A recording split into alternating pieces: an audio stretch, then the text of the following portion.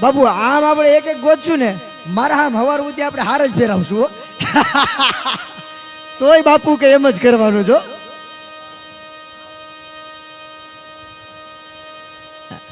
મહેશ બાપુ કાપડી ટીંબીથી અમારે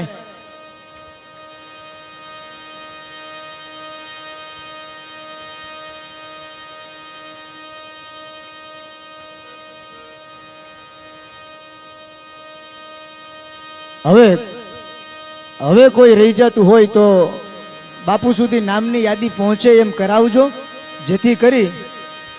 હા, અને બાપુ આપને વિનંતી, પાછું આ વસ્તુ છે, બાપુને એકવાર જોરદાર તાલીઓથી વધાવો મારો સાહેબ.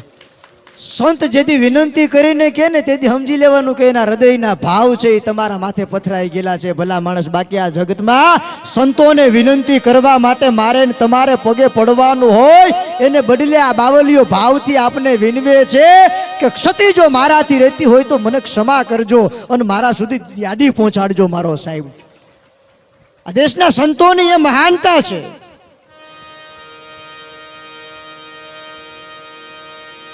એટલે બાપુ તો એ લાગણી વ્યક્ત કરે છે, પણ તે છતાં ફરી અહીંયા આટલી મોટી સંખ્યામાં માતાઓ બહેનો બેઠા છે, એ સૌનું હૃદયના ભાવથી આપ સૌ વડીલો, મહેમાનો, આપ સૌનું અહીંયા પધારેલ સર્વે ભાવિક ભક્તો, અતિથિ વિશેષ છો, અને આપ સૌનું હૃદયના ભાવથી હાર્દિક સ્વાગત છે, અભિવાદન છે.